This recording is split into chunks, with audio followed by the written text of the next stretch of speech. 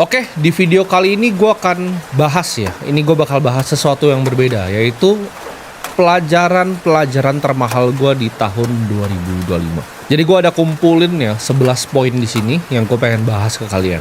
Sebenarnya hal kayak gini tuh suka gue bikin untuk diri gue sendiri ya. Jadi gue tuh paling hobi yang namanya nulis notes ke diri gue sendiri. Kalau zaman dulu tuh gue pakai buku, biasanya suka gue tulis ya antara mimpi gue, strategi gue. Cuman zaman berubah, jadi gue di HP gue biasanya gue selalu tulis tuh di notesnya. Setiap hari itu biasanya gue ada pembelajaran ya tentang diri gue sendiri, tentang strategi investasi gue, tentang apa yang gue pelajarin. Kan gue suka belajar ya. Jadi kalau teman-teman tanya hobi gue itu apa, hobi gue itu belajar ya. Jadi gue buka YouTube itu gue nontonin Warren Buffett, gue nonton semua investor-investor hebat yang lain. Gue baca buku ya, setiap hari itu gue biasanya luangin waktu 1-2 jam.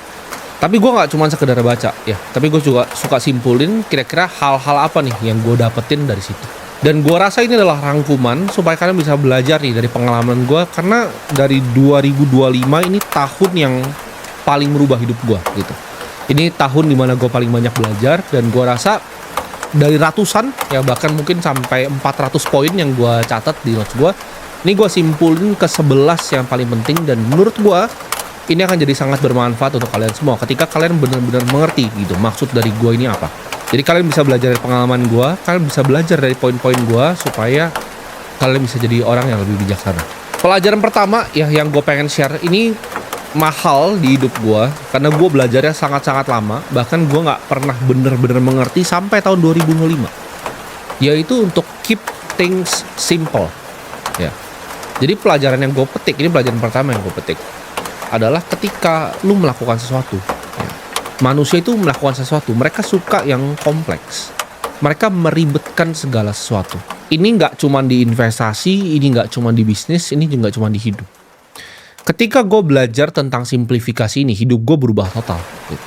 Banyak mungkin yang melihat gue, oke, Timothy ini usahanya ada banyak ya. Dia adalah seorang pengusaha, seorang investor. Usahanya banyak sekali. Cuman kalau misalnya gue bisa ulang balik waktu, gue kan cuma punya satu usaha. Ini sebenarnya gue udah paham dari lama, tapi gue sulit sekali praktekin gitu. Karena ketika lu di level tertentu, ya kan, kalian teman-teman ini yang nonton video gue itu, kalian bakal naik nih, ya, dari jenjang level kehidupan. Dari pelan-pelan tadinya kalian punya duit 10 juta, 100 juta, 1 miliar. Kalian akan ngalamin di mana banyak sekali nanti tawaran, ya, dari orang A, dari teman B, dari teman C. Tapi lu harus bisa keep things simple gitu. Satu bisnis gitu. Investasi ya nggak lebih dari 3. Teman dekat juga nggak lebih dari 3. Waktunya diprioritaskan kemana nih? Ya, antara ke teman kah, ke keluarga kah, kemana?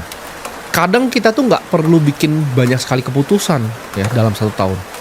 Ini kesalahan yang banyak sekali orang bikin ya. Setahun mereka bikin keputusan yang banyak sekali. Padahal cukup 1-2 keputusan aja setahun, hidup lu tuh bisa berubah. Jadi orang lebih banyak say no gitu. Ketika ditawarin ini enggak, ini enggak, ini enggak. Karena ketika lu baru mulai awal karir, ya, distraksi itu di mana-mana. Lo harus bisa simplifikasi. Oke, hari ini apa sih yang mau gue lakukan? Apa hal-hal yang mau gue eksekusi? Apa strategi yang gue mau eksekusi? Gak perlu ribet-ribet ya. Lo gak perlu punya rencana ke depan. Ini gue pernah belajar dari salah satu portofolionya Warren Buffett, yaitu Nebraska Furniture Mart ya. Jadi ini ada orang udah tua sekali, perempuan, dia bikin satu toko furniture. Ditanya sama Warren Buffett, strategi bisnis lo tuh apa? Dia jawab sangat sederhana, jual furniture semurah-murahnya dan jujur sama customer. Udah, strategi cuma 2. Simple tapi jadi besar sekali. Luar biasa. Jadi dari segi bisnis gue, ya, dari segi investasi gue, itu gue bener-bener pilih mana yang simple, mana yang mau gue fokuskan, mana yang gue pilih. Dan eksekusi layernya itu juga gue sederhanain gitu. Dari dulu kan gue orangnya suka ribet. Ketika gue umur 19 tahun, gue gak ngerti manajemen, karyawan gue 130. Dengan load yang sama sekarang 15 orang itu bisa kerjaan 130 orang. Kenapa? Karena lebih simple, lebih nggak ada birokrasi. Karena gue percaya bahwa output ya dari jumlah karyawan itu nggak sama dengan kebanyakan karyawan atau sedikit. Karena ada perusahaan seperti Telegram yang karyawannya di bawah 30, multi-billion dollar company gitu. Gue nggak percaya di situ banyaknya karyawan sama dengan kehebatan bisnis. Pelajaran kedua yang gue ambil di 2025 ya, ini sebenarnya gue ambil dari film ya, atau novel dari Dune, karyanya Frank Herbert, yaitu Fear is not real ya. Fear is the mind killer. Itu gue belajar. ketakutan tuh nggak ada yang pernah real. Ketika lu teman-teman semua mau mulai sesuatu, ya, kalian takut, itu nggak ada yang real gitu. Keluarga kalian takut ngomongnya apa, itu cuman ada di kepala kalian. Kalian ngerasa ketika, oh gue mau mulai usaha nih, gue mau mulai berinvestasi, tapi gue diejek sama teman-teman, gue diejek nonton edukasi sama orang lain. Orang tuh nggak ada yang pernah peduli sama lu. Ya. Lu tuh ada di spotlight bias. Ketika lu ngerasa dunia itu berputar di lu, padahal nggak ada yang pernah peduli. Ketika lu jalan di mall tuh nggak ada yang pernah peduli sama lu. Jadi gue kasih tau bahwa ketakutan tuh nggak nyata. Buat apa ya lu takutin masa depan atas sesuatu yang lu nggak akan pernah bisa kontrol? Yang ada tuh hanya kenyataan yang ada di depan mata lu. Ya di detik ini kenyataan tuh yang ada. Ketakutan di masa depan tuh nggak ada. Ketakutan di masa lalu tuh juga nggak ada. Yang kita bisa kontrol tuh cuma satu. Ya dunia luar kita nggak bisa kontrol. Yang kita nggak bisa kontrol adalah pikiran kita. Kita mau maju atau kita nggak mau maju. Dan gue belajar tahun 2025, ya kan, gue hidup di mana gue itu nggak pernah pengen gagal. Gue orangnya sangat kompetitif, ya. Ternyata nggak ada yang masalah. Ternyata gagal itu bahkan nggak semenakutkan itu, ya. Ketika kalian bikin sesuatu terus gagal itu nggak semenakutkan itu. Ketika awal-awal gue di karir gue takut gagal, gitu.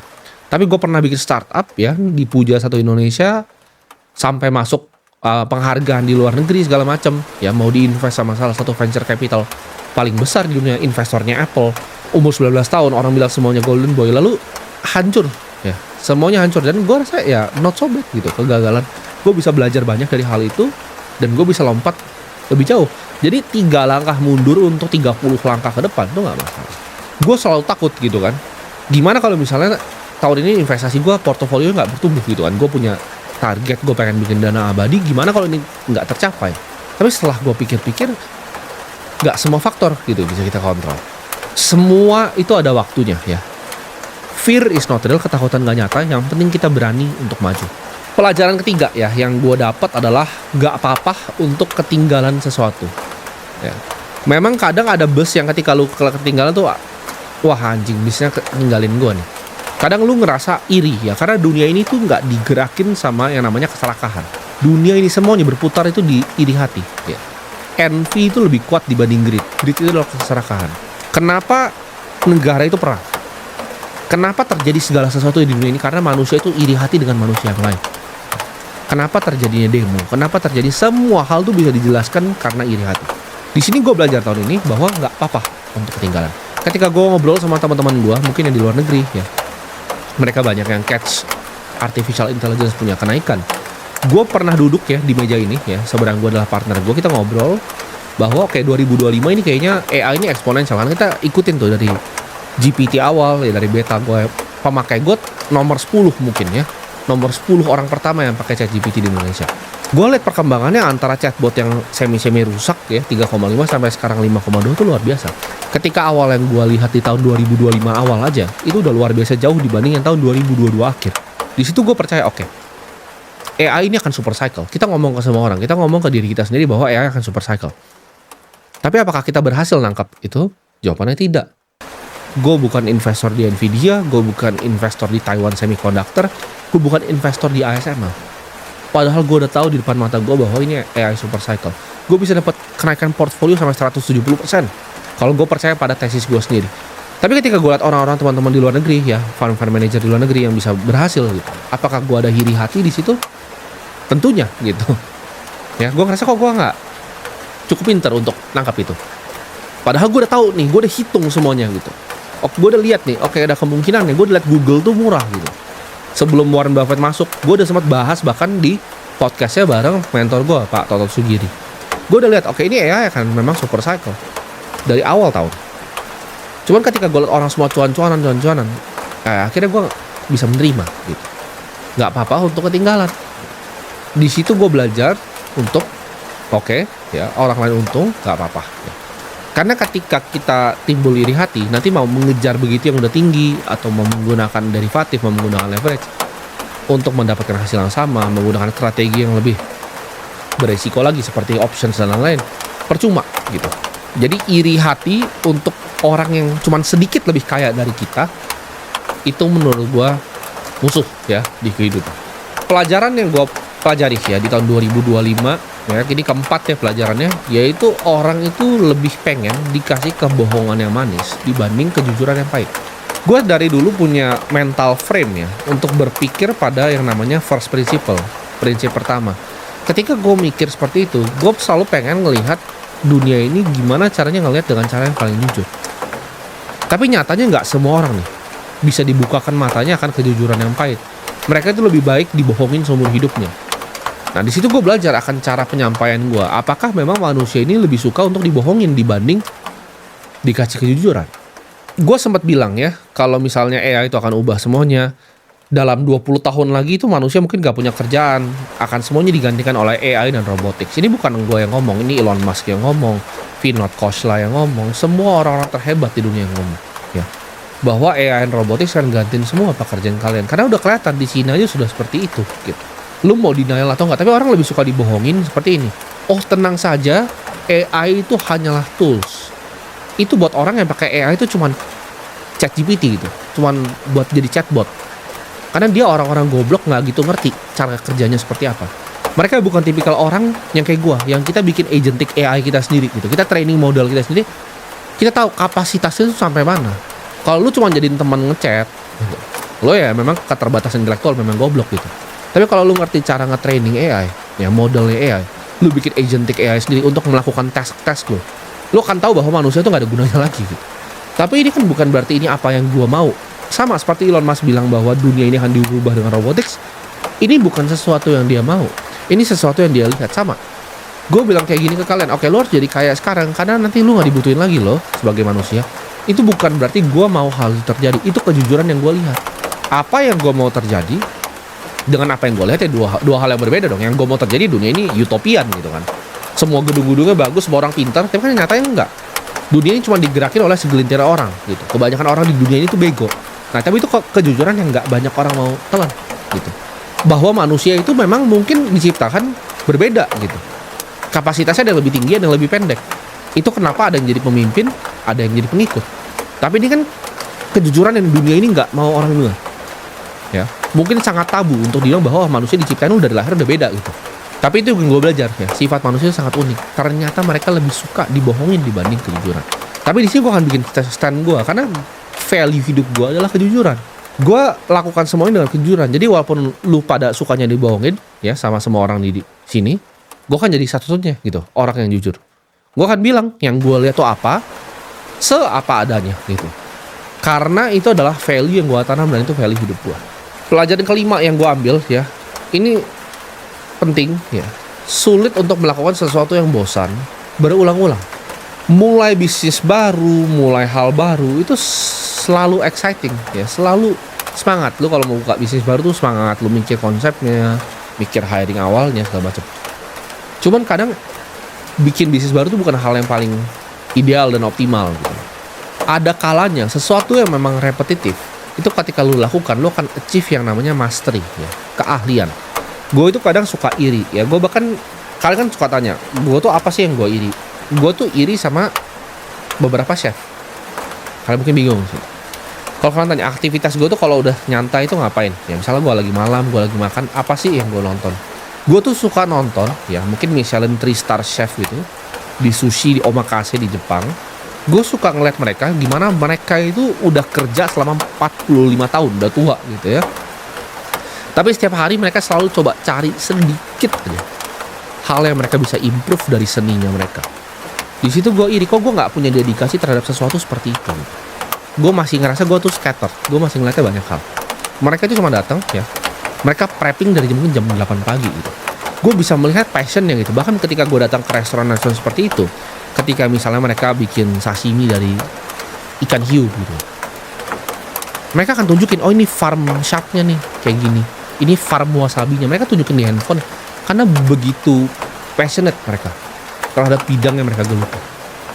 Nah, jadi gue punya iri terhadap orang-orang yang seperti itu. Mereka bisa melakukan sesuatu yang sangat repetitif, sangat bosan. Mereka itu bikin makan orang tuh jam 5 sore ya, jam 5 sore, jam 7 malam biasanya. Paling cuma 1 atau 2 kali ya. Service cuma 16 orang, 32 orang paling. Mereka prepping dari jam 8 pagi. Siapin semuanya. Bisa lakukan gitu setiap hari di hidupnya selama 45 tahun. Dan masih semangat, masih mau cari small improvement. Nah, di situ gue iri. Pelajaran yang gue dapat adalah gimana cara kita tetap konsisten padahal udah sangat membosankan.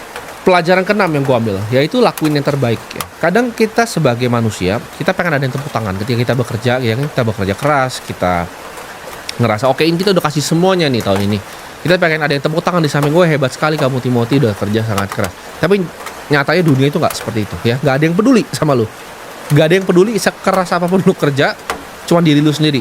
Tapi kenapa gue bilang kita harus jadi orang yang kerja keras? Karena satu-satunya ya orang yang lu nggak bisa bohongin di depan cermin adalah diri lu sendiri.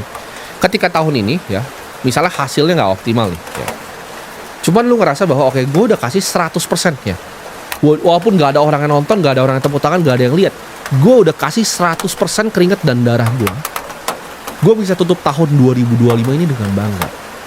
Nah itu lu bisa jujur nggak ke diri lu sendiri bahwa oke, 2025 ini gue udah lakuin yang terbaik atau belum? Gue ketika gue lihat balik ya, gue kilas balik, nggak ada yang bisa gue lebih peras lagi gitu dibanding diri gue. Ketika semua orang lagi liburan, gue masih kerja. Ketika nggak ada yang lihat apa pekerjaan gue lakukan gitu. Ketika gue harus bikin usaha baru, gue bikin sistem baru, ya, gue bikin sistem karyawan yang baru, nggak ada yang lihat usaha gue, nggak ada yang tepuk tangan juga gitu.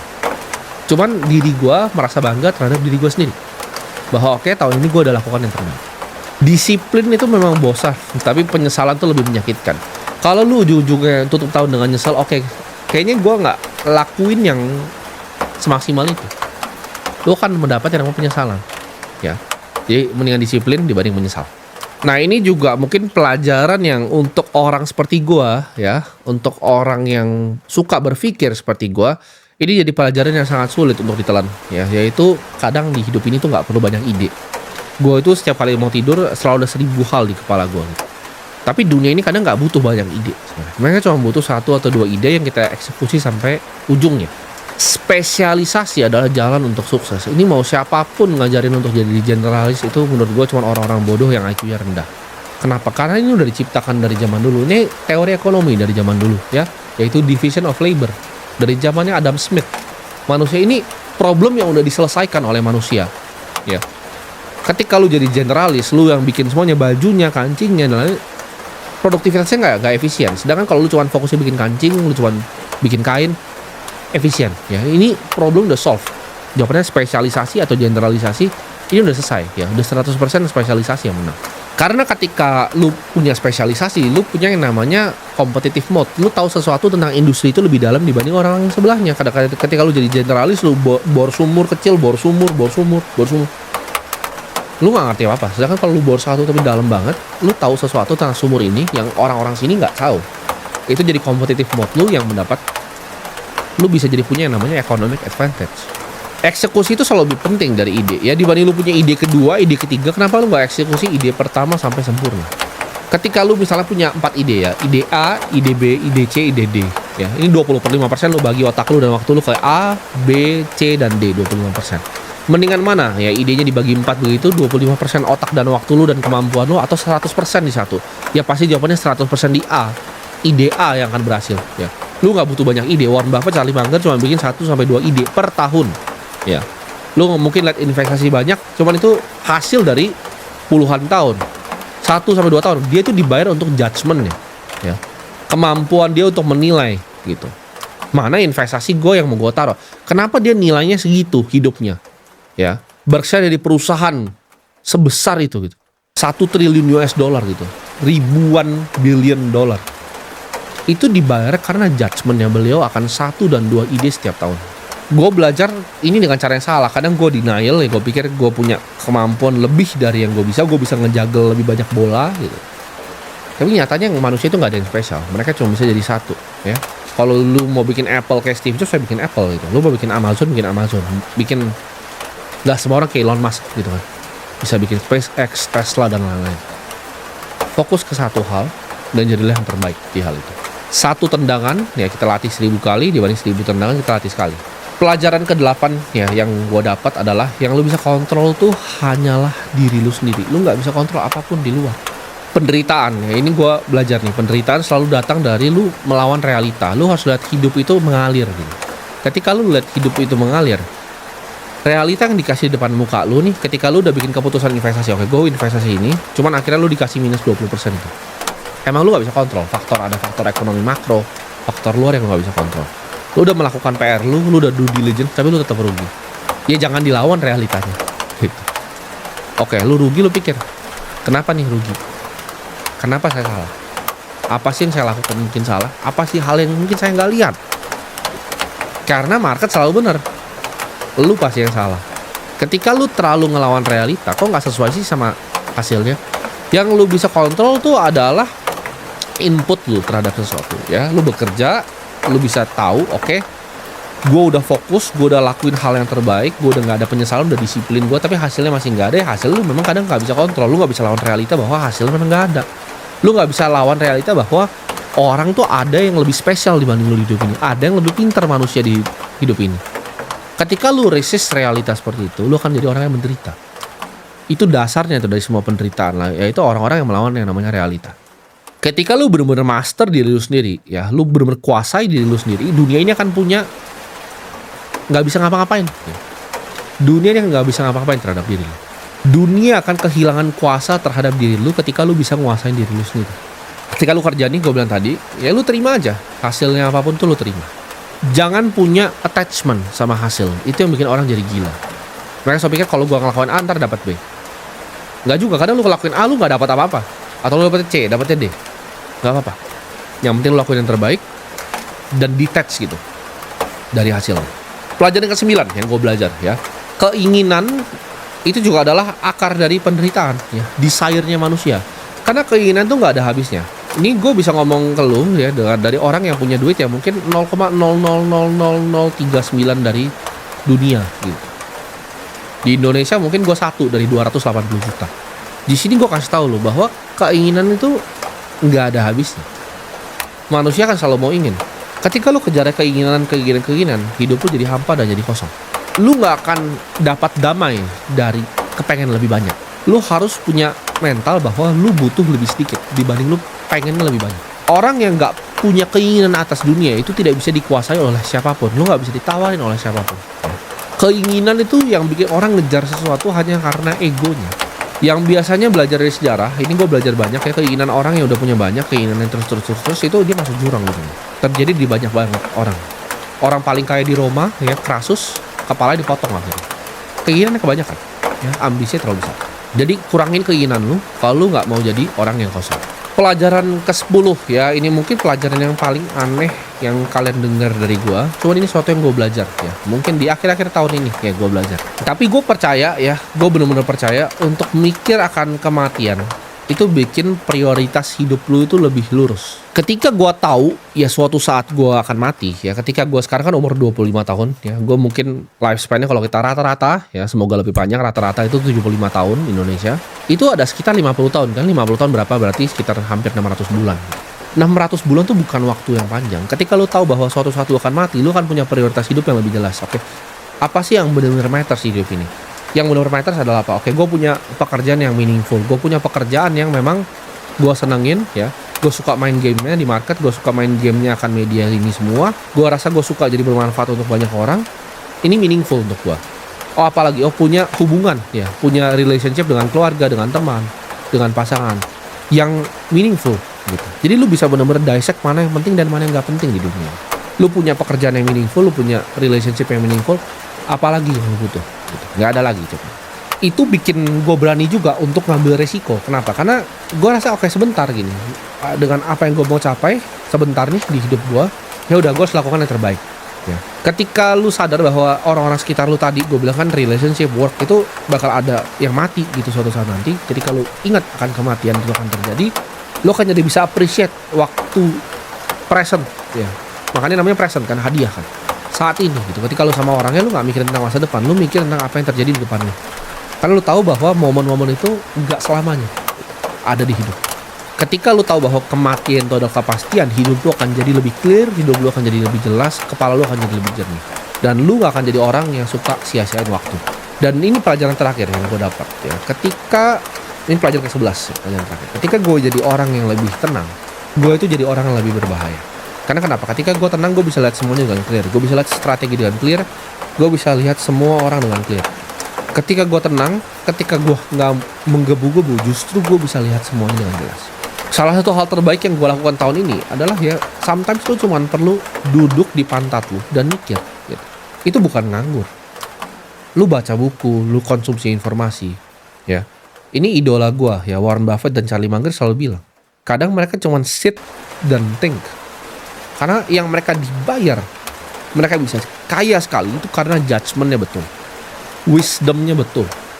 Ketika dia bisa ngambil keputusan sedikit berkualitas dan baik. Nah, gue udah sampai di level situ. Ketika gue sekarang ini, semua keputusan hidup gue tuh hanya kualitas dari keputusan gue. Jadi ketika gue bisa tenang, gue bisa duduk, gue mikir. Kadang ada waktu 3 hari gue tuh nggak ngapa-ngapain. Dulu gue akan fokus, gue kerjanya pagi sama malam.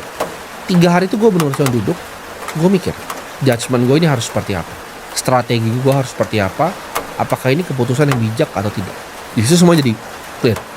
Gue bisa simplifikasi yang tadi, gue bisa pelajaran nomor 1. Gue bisa simplifikasi sesuatu yang sangat rumit, gue simplifikasi, oke cuma 1, 2, dan 3 yang gue mau kerjain.